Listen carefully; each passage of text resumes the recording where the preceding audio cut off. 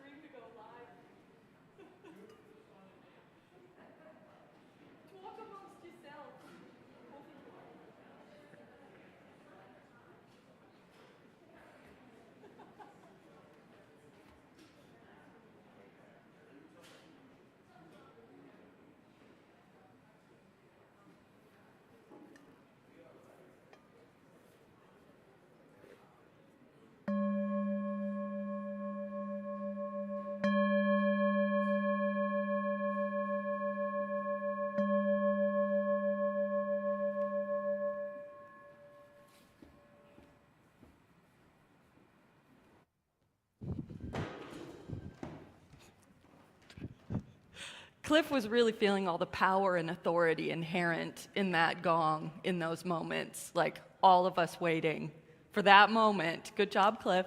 Thank you.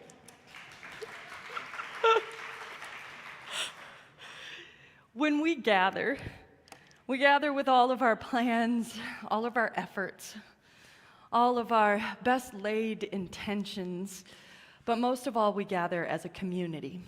And our opening words, our invitation to celebration, is adapted from gathering words from the Unitarian Universalist Association General Assembly in 2006, an invitation to community. It is ancient wisdom, which says to love what is holy and love your neighbor as yourself.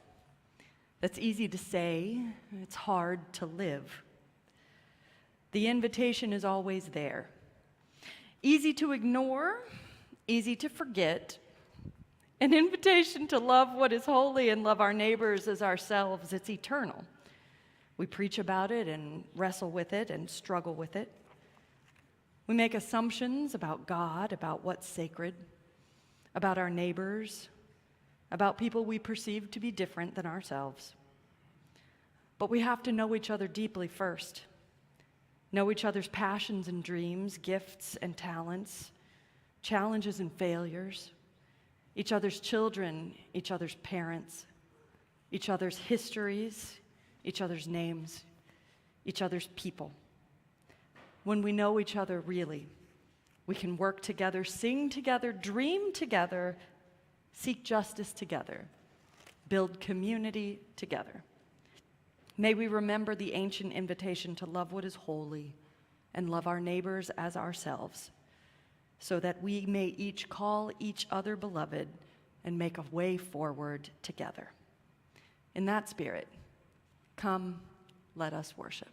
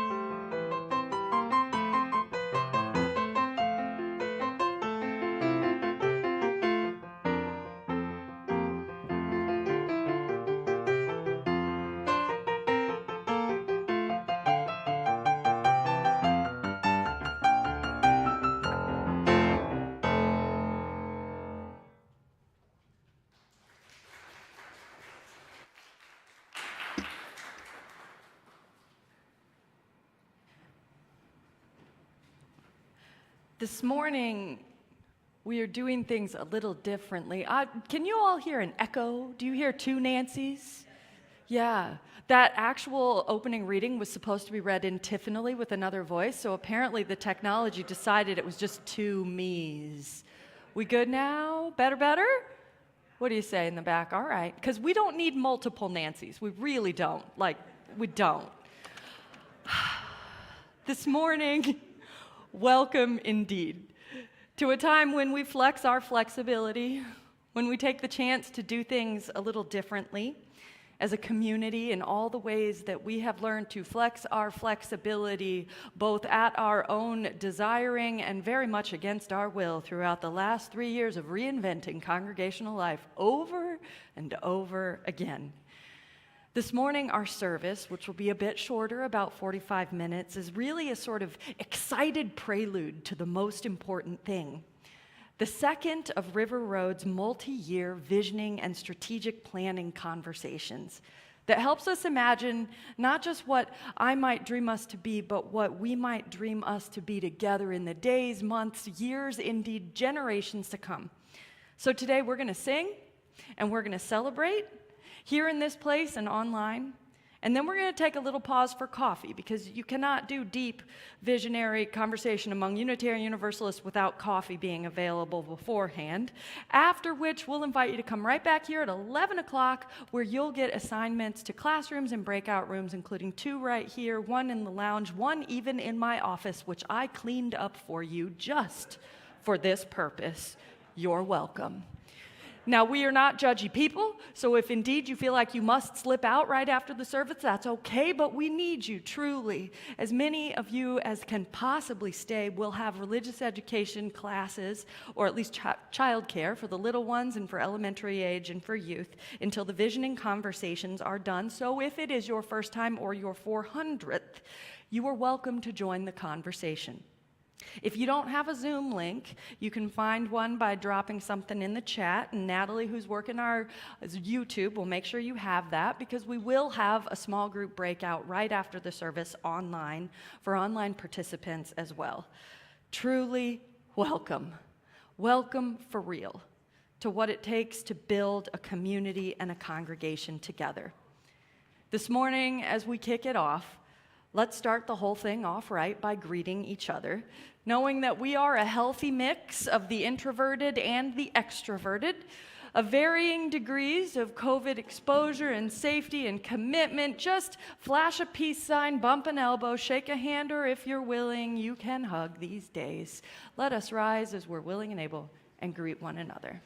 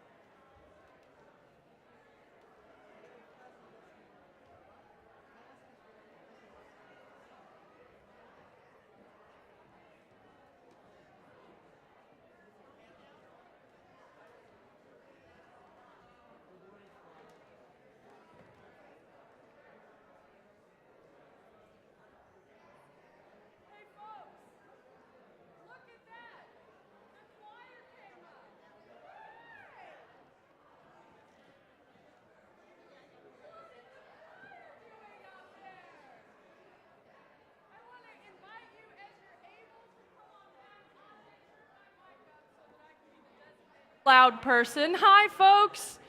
If you didn't notice, while you all were greeting, the choir magically appeared. To lead us through our opening hymn, we brought back the teal hymnals today, people. It is 10:18. Come and go with me. I'll help to shout out as we go through it, and at the end, we'll come right back to the first verse to bring us home. Please rise as you are willing and able.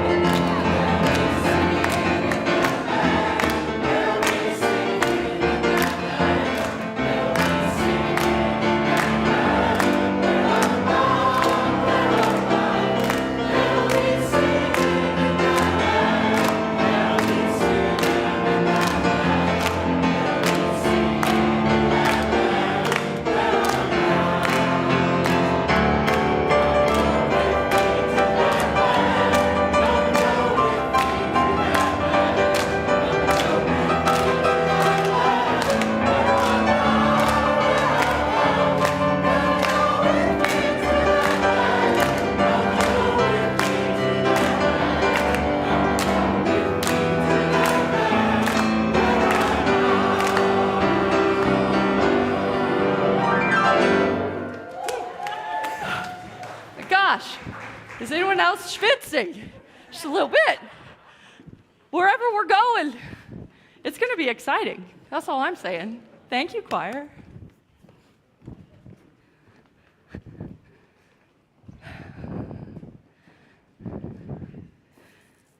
What we do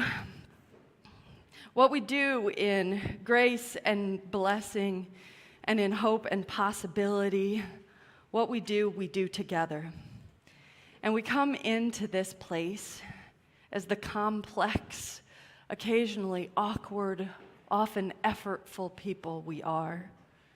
We come into this place bearing along with us our joys and our concerns, our laughter and our tears, our sorrow and our celebration. And as you take a moment to make room for your neighbors, there's always more seats, by the way. I see somebody in the back. We'll help you find one. As we take a moment to make room for our own joys and concerns, that which rests on our hearts today, there are a few that I want to lift up. First, a great joy.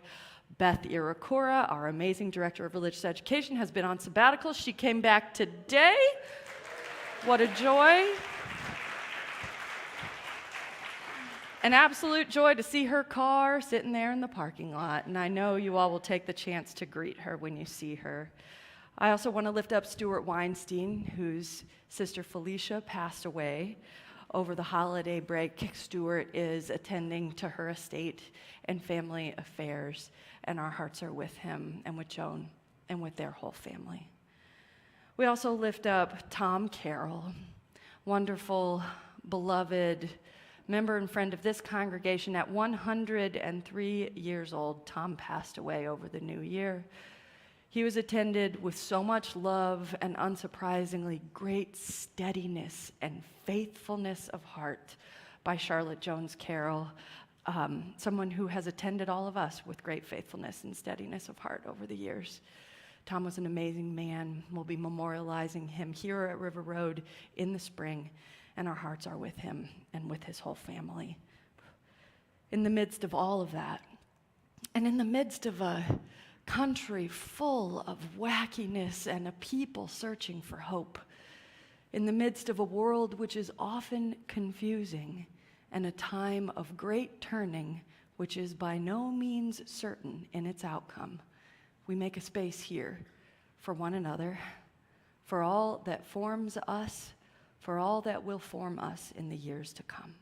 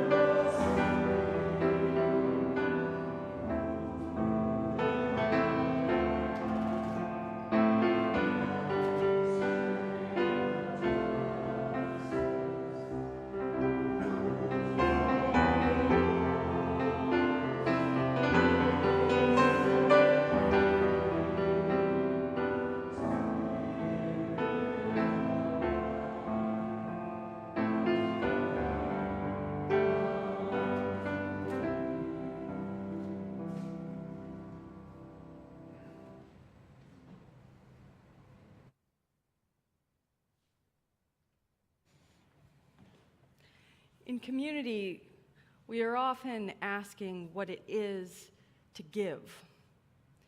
What it is to give from our capacity, from our hope, however limited it might be, from our skill and our best judgment, and yes, our generosity, to shape a future upon which not only we, but so many others depend. And so in this time of offering, we invite you to consider generosity in all of its forms. Generosity of time, talent, and yes, treasure There are many ways to give here at River Road. We have indeed brought back the offering baskets, and I see Leslie and Dave ready to pass them out.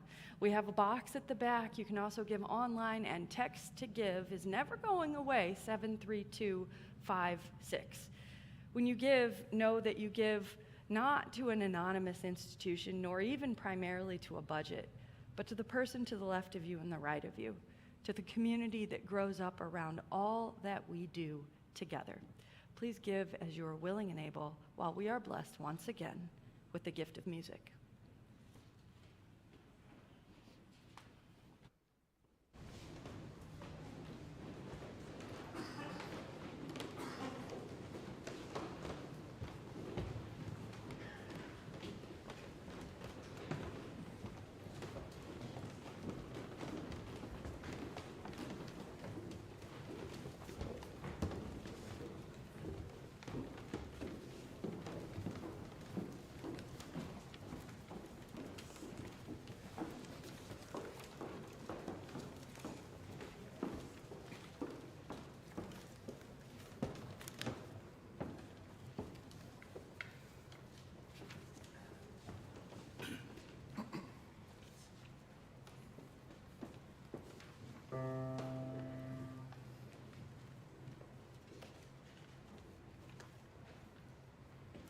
Yonder come day, day is a breaking. Yonder come day, oh my soul. Oh, yonder come day, day is a breaking. Sun is a rising in my soul. Oh, yonder come day, day is a breaking. Yonder come day, oh my soul. Oh, yonder come day, day is a breaking. Sun is a rising in my soul. I'm singing yonder come day.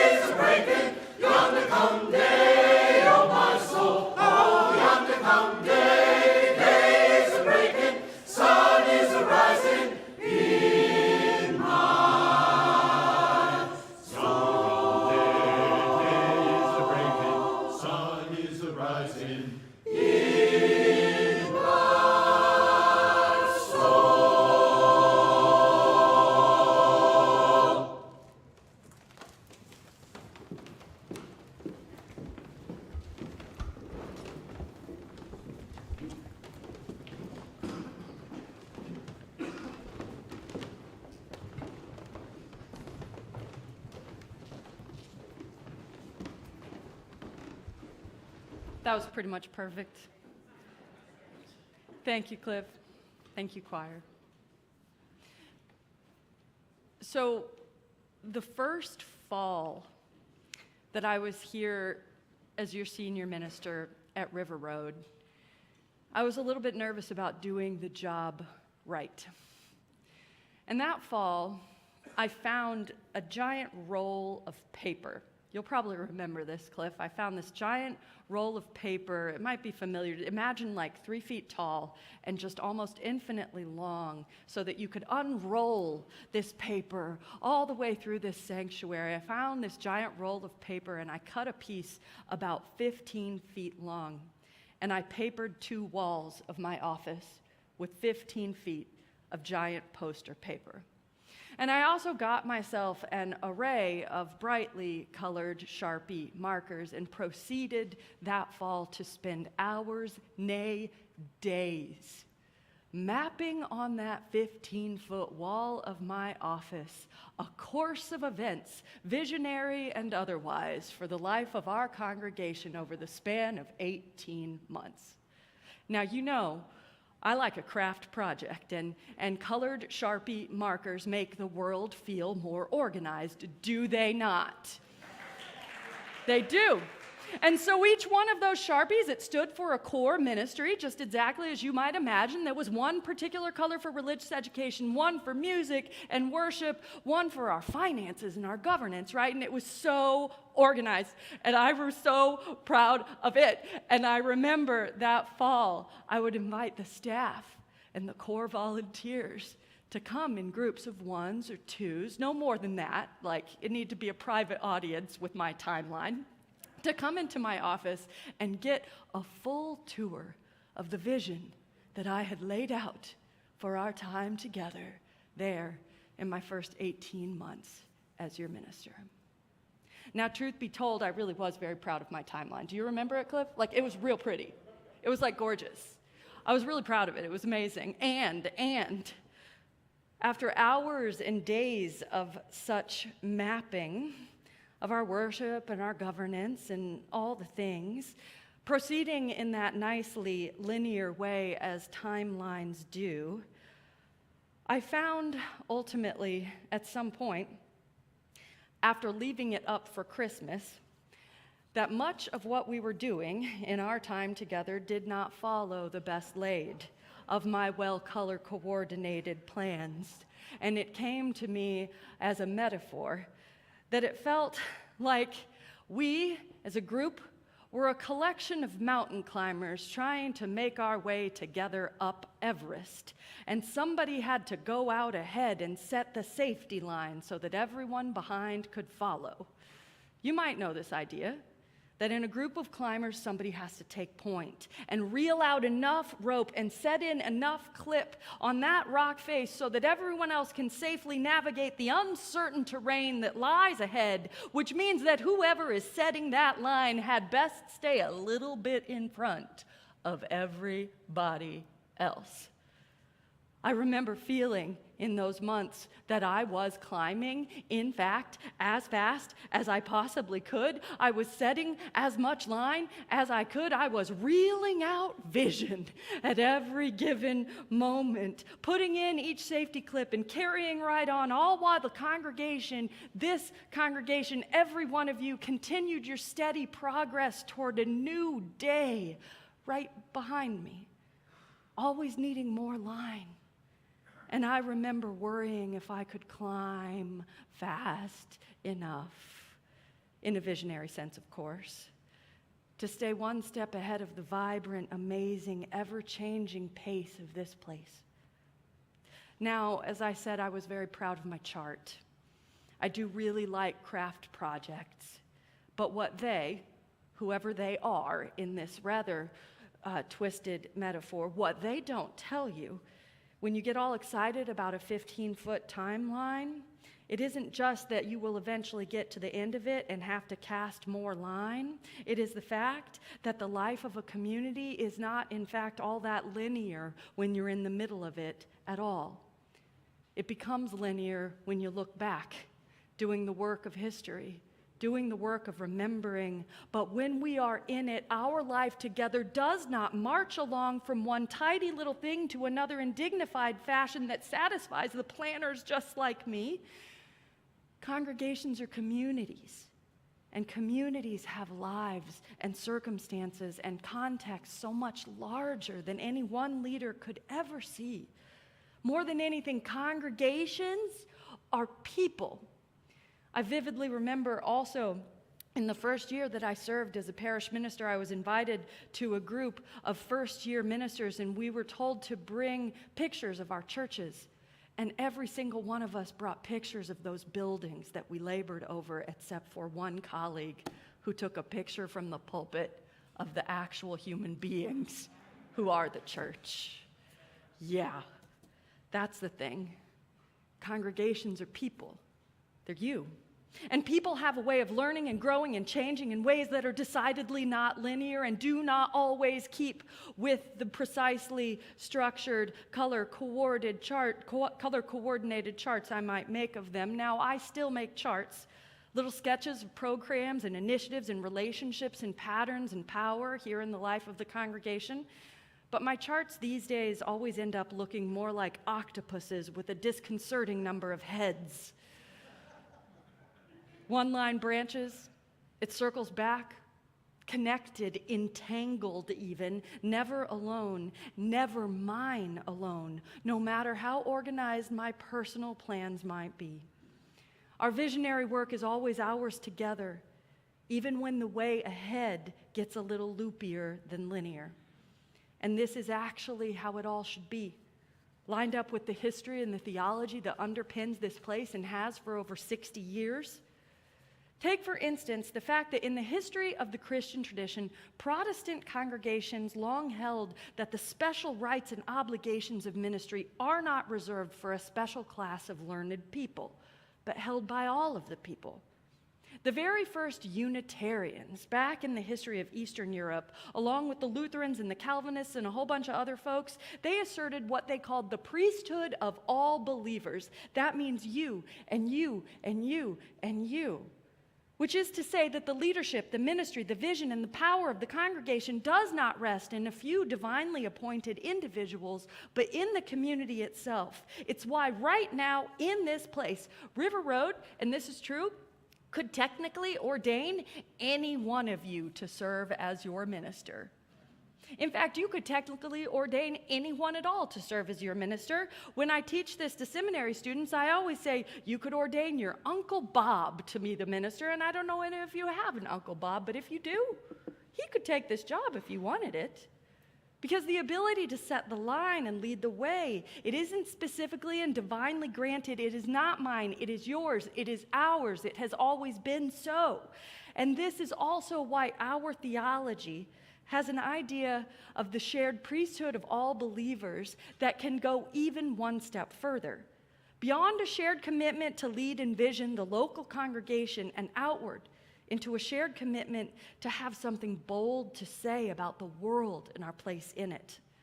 Indeed, in the middle of the 20th century, probably the most prominent Unitarian theologian of 100 years, James Luther Adams, he wrote that progressive congregations like ours should espouse not only a priesthood of all believers, like the long-held Protestant idea, but a prophethood of all believers. A shared commitment to speak and lead change in the world around us, again, not led by a privileged class, but by all the people, which is to say the congregation remains its people, its vision remains the people's vision, and the work of the congregation is the work of all of us together. And however much I enjoyed making my 15-foot timeline, it also discomfited and exhausted me for a very good reason. Namely, nobody is supposed to climb out in front and set the line all on their own. Actual mountain climbers, I have learned, trade the lead.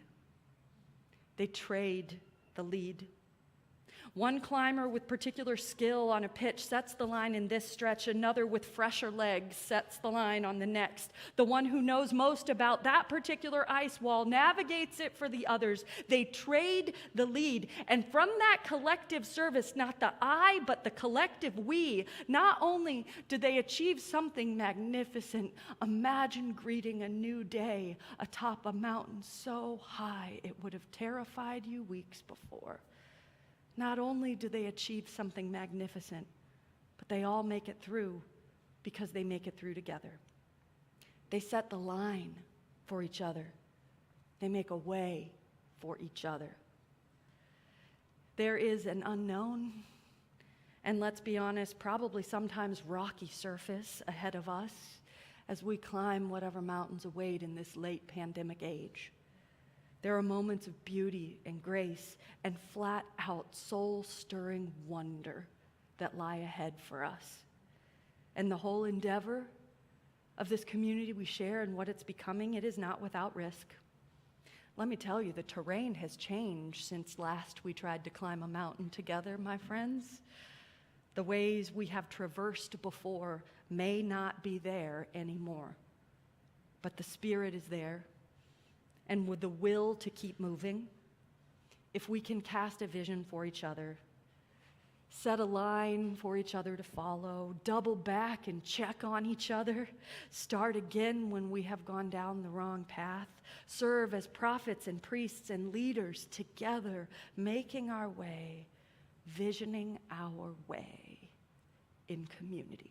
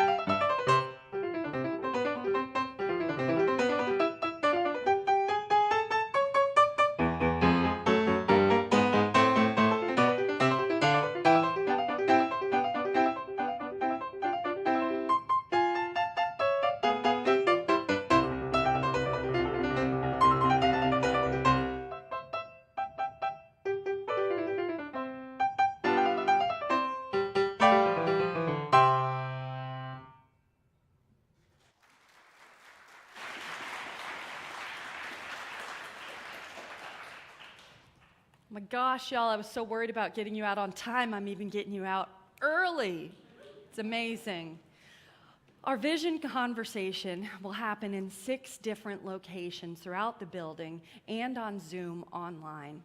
We're going to invite you again to get some coffee, get some refreshments. I think the board even brought special refreshments today, right, John? Yeah, get some refreshments. We'll be turning over this room fairly quickly because 2 of our breakout rooms will be right here in the sanctuary. If you'd like to help Mandy Kelly, our facilities director, or myself to help turn it around and move some chairs, you're welcome to meet me up here to do so. We'll also at 11 o'clock meet right back here where you can get instructions on where to go for your particular breakout room. And I want to let you know that religious education for children, youth, it's activities. For the littlest kids is going to be in room 20, and for elementary age kids is in room 23. That's right back there, down the stairs or down the elevator into the religious education wing. When you come back at 11, we'll give you all the logistics you need, including a map and some guidance about how to find the room you're going to. All of the rooms that we will be in are fully accessible to people with different kinds of mobility concerns, so we'll make sure that everybody's needs are met in that way, and you will have a facilitated guide in groups of no more than 12 for these thoughtful conversations about who in fact is in and connected to our community, who is our ministry for, where do you vision our congregational life moving in the course of the next 5 years, what is it that we can dream together. You know I have my dreams for this place. I have dreams of the way in which this remarkable building can be leveraged to be of service to a community so much larger than our Sunday services. The realization of some of that visioning work which you helped plant last year is already at work in this place. From Scotland AME Zion that worships in the fellowship hall to the food truck that is renting our kitchen, the vision you cast a year ago has tangible outcomes today. And the vision you cast today will help set the line as we move forward in the years to come. Brief announcements about what's to come, not just with our visioning work, but in life at River Road. We are actually going to move back into the fellowship hall for coffee hour starting next week. Scotland AME Zion will be worshiping when they come back from their break, either a little later or in the fireside room. And we haven't been in the fellowship hall in 3 years. Isn't that amazing? For next week purposes, if you forgot what the fellowship hall is, it's actually through those doors, or if you've never seen it in your life and over the bridge. So it will be a real gift to have one more step in our process of emerging in this late pandemic age. We're going to keep our masks on when we're here in the sanctuary, but in coffee hour, you can take them off, and in your small group conversations, you're welcome to take them off or keep them on as you're comfortable. There's room for lots of different perspectives and ways to make each other safe. Finally, gratitude for everybody who makes this possible, our board who have led the way in the breakout rooms and the visioning process, including the amazing Lisa Rubenstein right back there. And our board chair, John Kerner, who is maybe the only person around here who likes a good organizational plan more than I do. Love you, John Kerner. For today's service, I want to thank the choir, just in the midst of so much, for making it happen, and Cliff. Thank you, Cliff. Thank you, Schwei. Today we have Marcia and Ajay and Natalie to thank, and we have the amazing Mandy Kelly, our facilities director, who set all of these rooms. Thank you, thank you, thank you. And so, as we prepare to take this light we have kindled and reflect together on how to share it more broadly, may the truth that makes us free, the love that casts out fear, and the hope that never dies guide us and those we love and those we do not love forward together till the day spring breaks and all the shadows flee away. Amen. Get your coffee. Be back here at 11. For the people online, it's at 10:45. Thank you.